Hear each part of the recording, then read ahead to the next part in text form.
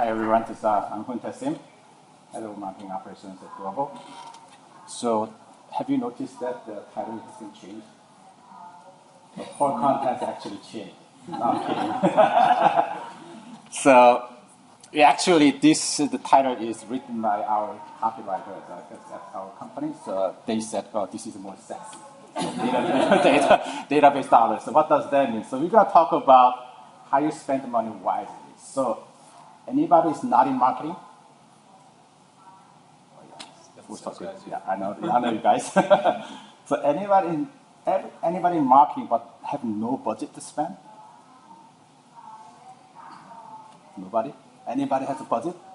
Okay, so you're in the right place right now. Okay, so because we're going to talk about how you spend money wisely, right? Because spending money is not easy actually, because the CEO, my boss CEO, is actually asking me every single day or week or month, saying, okay, how do you maximize your dollar amount? Because we spend about 10% of total revenue. So today we're going to talk about attribution models, not just one, two, not just two, it's 6. All right, so why 6? We're going to see it why 6. And then marketing resource distribution. So based on the attribution model and then how you're going to distribute your spending, right? And then, but it's not easy. There will be challenges, human challenges and technical challenges. So we're going to go through some challenges together. So before we jump in, who is a Grovo actually? So anybody from New York City? No, we are from New York City actually. It's like 5 hours, 37 minutes in flight. So that's exactly I count when I jump on the flight. So as you can see, all the buildings. I love San Francisco. New York City is so tight, smelly, and everyone is smoking. So that's how New York City is. So we are from Grovo. So the Grovo is like a B2B SaaS-based company who provide learning solution to every company who needs training, right? So if you're asking me, oh, we need this training for, let's say, sexual harassment, and then in 13 hours, we can create a training for you.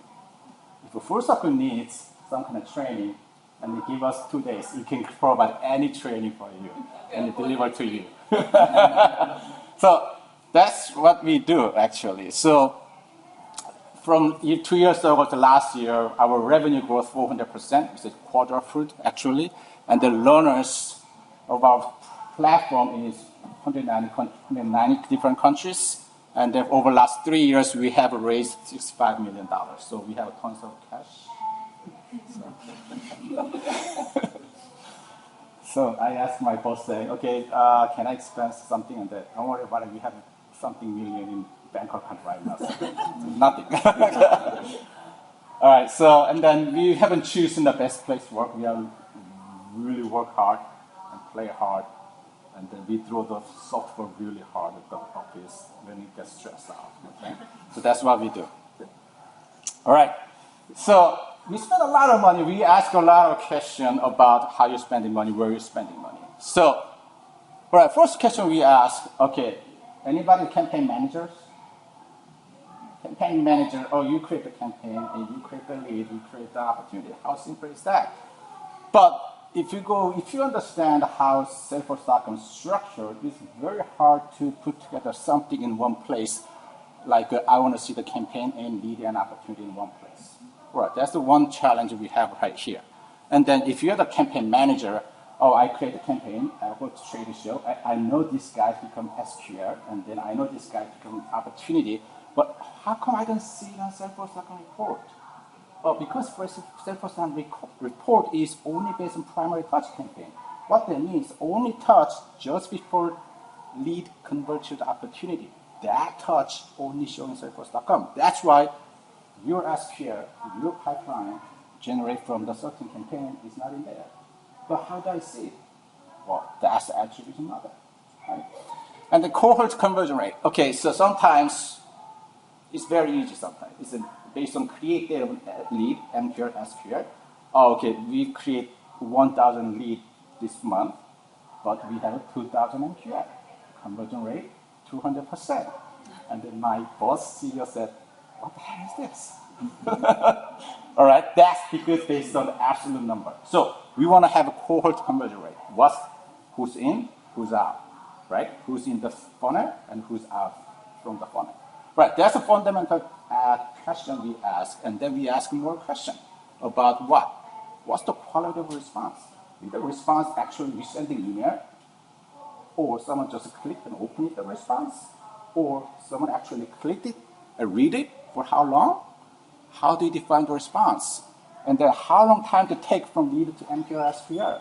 Because this is very important, because if you want to have a pipe gap in the future, all right, I want to fill the pipe gap in the future in a certain amount of time, and then based on the velocity from lead to MQL, right?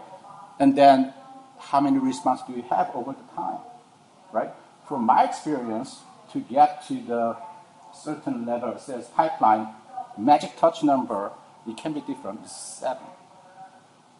Based on what channel you drive, actually 7 touch drive most quality pipeline, right? It can be different, but it's really based on software industry. So if you are in the finance industry and some other industry, the number can be more or less. But based on the years of, not based on Grovo data is pretty young actually, but based on my 14 years experience in some other software company, and then 7 touch is the magic touch number. So that's how, unfortunately, that's how I measure the Grovo's performance right now, right? And then we actually, okay, this is all the questions we need to answer, all right? We scratch our head, and then here's a campaign, or where's my SQL, and then we sit down together, okay, so what's the best way to solve this problem? And then we go through all the requirements, and then we create a scorecard, and then put some technology requirements, and then product functionality requirements, and then reputation, reference, we check everything, check, and then, full circle is the answer. So Lila is very happy because it's a full circle. So at the end of the day, it's a full circle product. It's not just a product you just implement, and then, okay, done.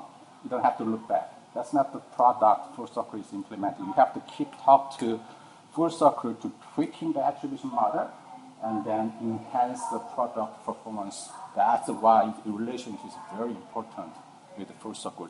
So we felt good about working with the full circle. That's why we choose.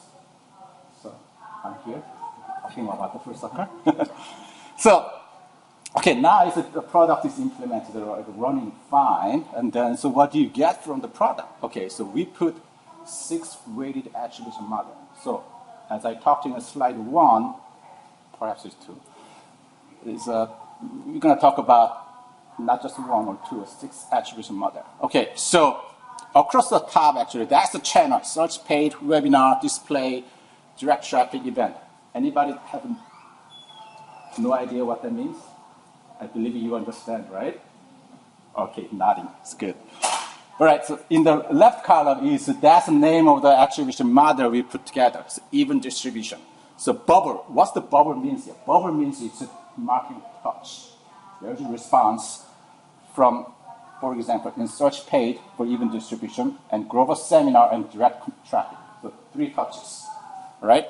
So we got $240,000 from this campaign for that at the top. So even distribution. So here's a question for you.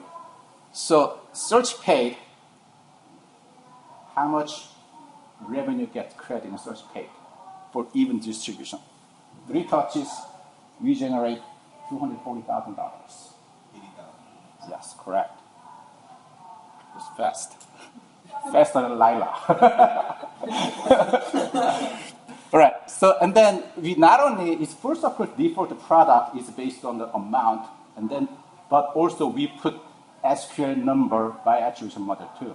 So we actually allocate 3 pipeline by 3 touches. So one SQL goes to search page, Grovo seminar, direct traffic altogether. So this is kind of custom field we add, so which is you need to talk to first about this. And then That's the second attribution model is a primary touch campaign, first touch, last touch. So primary touch campaign, as I explained to you, this is just touch just before conversion happen, gets most credit because bubble size, you can get a bubble size, it's a little bigger than any other touch. And first touch, the first touch, which is in this case search paid, and last touch is display ad, but first gets most credit. Usually, most credit means 60% was the primary touch. So, the second question is, first touch, search paid get most credit, and then we have 15,000 in pipeline. So how much search paid get credit? As I said, 60% goes to there. Well, it's pretty much the same question. No. 9,000.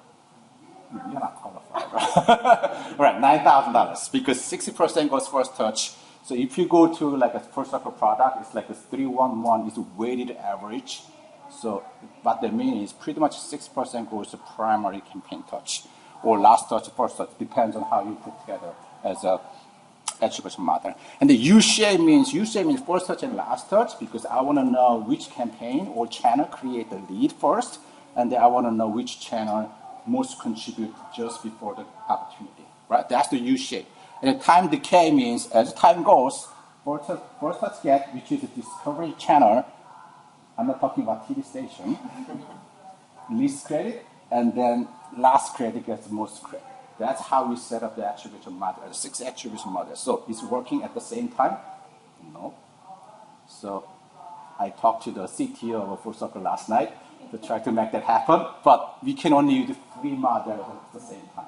And then you can build as many as the attribution model in Full Circle product, but only 3 works at the same time, and then you have to switch every 24 hours if you want to see the order. So, but we exchanged some solution here. So Lila is smiling, but I don't know. I think we can make that happen. But there's just something like a workaround.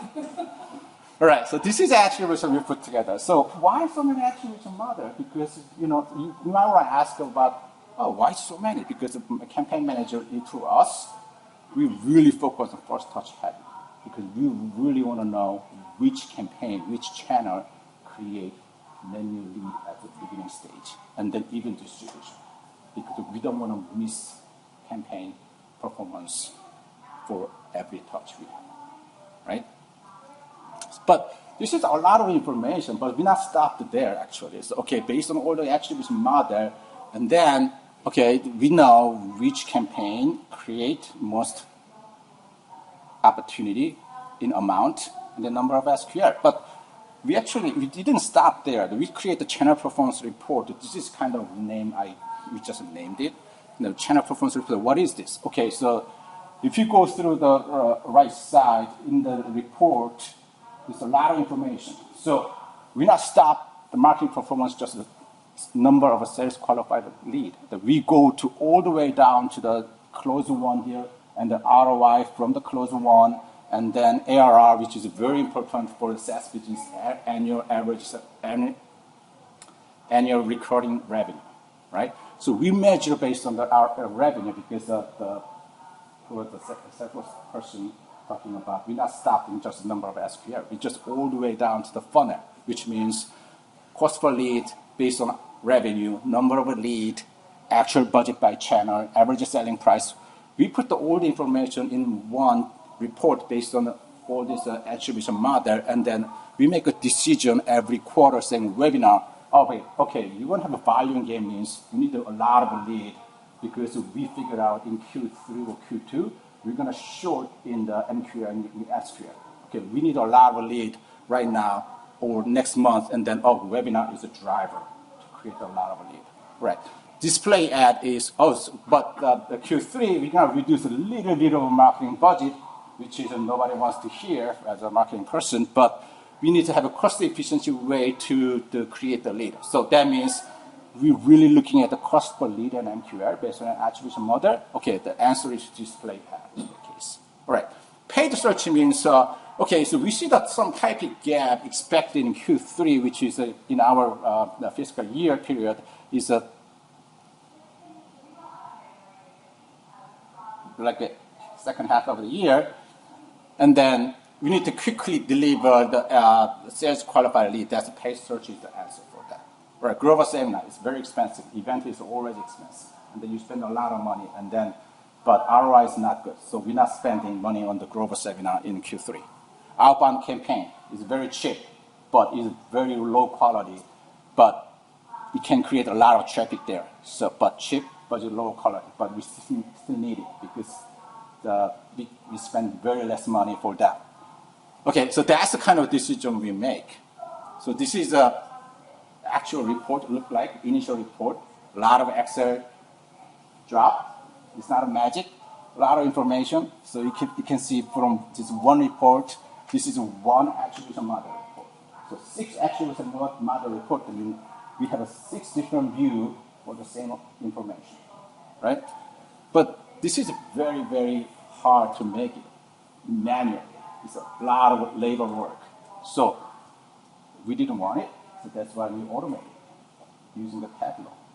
So now everything we have in here is just a magic one button. We just refresh everything at one time.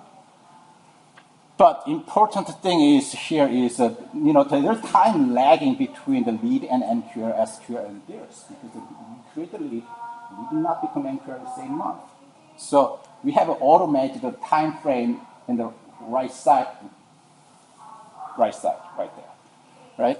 So this is how we built the attribution model in BI tool. But without full circle, based on my experience, it's very tough to build this model in BI tool. You can do it, but each BI tool, not only the Tableau, ClickView, and Domo, has a scripting. Scripting means you can put any logic you want in BI tool. Even all the attribution we're talking about here, you can build it. But it's very hard to build it. It's very hard to maintain it. So with the full circle product, it's just a BI tool, just visualizing, you're just pushing the information from Salesforce.com. It's very easy to visualize. So that's kind of the beauty of having full circle product, right? And then we have all the information available, and then we know which channel is working, which channel is not working. And then one thing we actually noticed from our all this challenge is, okay, so our sales guy is attacked our lead very quick because this might sound crazy, but our one sales rep, which is a lead gen, is a telesales team, one person make a phone call, 300 phone calls per day. They want to make a phone call more. So we don't build the relationship through the marketing touch. So we have a lot of attribution model, but we are really single or 2 touch heavy, 2 times touch. So we don't really build the relationship through the marketing campaign, and then they want to have more, so we just quickly deliver everything to the sales guy and then let them build the relationship. But somehow it works really nicely, and then you cannot stop there. So we should change it in the future, but right now, it's like if you look at all the attribution model, we're really single or 2 times touch heavy right now. So magic touch number is 7, but we're not there. That's the point is. All right, so we will go through a little bit more technical challenge, human challenge. Will be covered by Robb McDowell, who is a marketing operations manager of my team.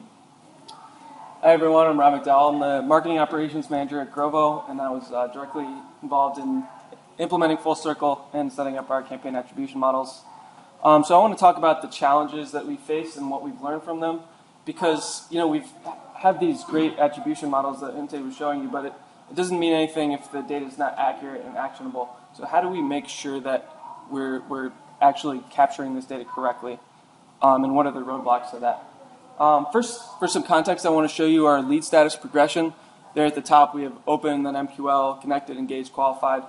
And because we're an active organization, it means that every status past MQL needs to have a campaign response associated to it.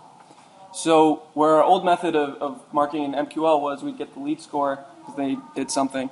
We'd check a box on the lead record, and then we'd flip the status from there. Now with the new method, since we're measuring campaign attribution, we need to have a campaign response after we check that checkbox. We need to associate it with something. So this small switch from measuring MQLs as just on the lead to now measuring it as the interaction between the lead and the campaign has some implications on the technical side and on the human side. So first, on the technical side, the challenges to recording this data correctly. Number one is making sure your campaign responses are accurate. It doesn't help to measure campaign attribution if you're not recording your campaign responses accurately. So what happens when we mess up our campaign response recording is we check that box, nothing happens, we miss the campaign. We wait about 30 minutes and then give them a response to the default MQL campaign, which is just our way of saying there's no campaign response, we missed it. So what we've had to do is look through this default MQL campaign to see what's slipping through the cracks, where are our missing leads, what are we missing in terms of our campaign responses. The second thing I have here is the timeliness of the response. As I said, if the box gets checked, we're going to wait about 30 minutes before we add it to our default campaign and say this is a missed response.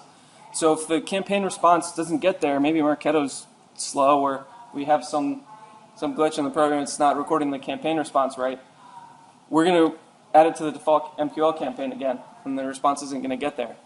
So in order to approach this, we've had to look at the way our campaign data gets from Marketo to Salesforce, and we've actually gotten some additional insights from this. For instance, we were relying too much on a one-to-one program and campaign sync in Marketo. We found that this was very slow, depending on how much data we were trying to push from Marketo to Salesforce. So we switched it to separate API calls to get those campaign responses in quicker. The last technical challenge I'd say is a lot more data points, and this is great. Having more data points means more data, better insights. But it's also a challenge because whereas switching data in the past was fairly simple, if it's just the MQL checkbox, we just need to check or uncheck that box. Having more data points makes things a little more complicated. In order to correct incorrect responses or switch campaigns from one thing to another, if we want to make corrections, there's a lot more changes we need to make in the data in order to get it correct. So on to the human challenges. As Hoontae said, we have a very active sales team. 40-plus people are making 300 calls a day, and they're going through all their leads and trying to move them down in the funnel. So there's a number of challenges around this. As I said, on the technical side, the timeliness of the response counts in terms of measuring it correctly. It also counts on the human side because our salespeople need to have that campaign response in order to know why they're following up. So, they get an alert every time the lead engages with our marketing activity. They want to go in and call them. They want to move them down the funnel. They need to have the record ready to go and have it accurately recording the campaign so they can do that. The next thing I have is using sales campaigns because, as I said, they're calling a bunch of people. A lot of those people that they're calling are cold leads. They haven't yet engaged with marketing. And we want them to do that. We want them to be active. So they need to tell us why, if they're moving them into the funnel, why they're moving them into MQL and past. So they select a sales campaign. It could be inbound call or inbound email. It could be they're just doing cold outreach, or maybe they self-source the lead themselves. But it's important that the sales team knows why they're selecting these campaigns and which one to use so that we can track why they're moving leads into the funnel, why they're calling open leads without marketing engagement. So that's an important thing on the human side. I also have here the third bullet is accommodating your process. There's a lot of inputs in terms of where the campaign response goes. Having the sales campaign there, it needs to make sense for your sales process. Otherwise, it confuses people. It becomes more of a burden than is necessary. I think a good example of this is I showed our lead status progression earlier. We used to have another lead status called contacted that was past the MQL stage. And that just means that the salesperson had been trying to reach out to them but has yet to connect. So because we have salespeople calling open leads and moving them into the funnel, it meant that every time that they wanted to call an open lead, they had to add that sales campaign in order to move them to contacted.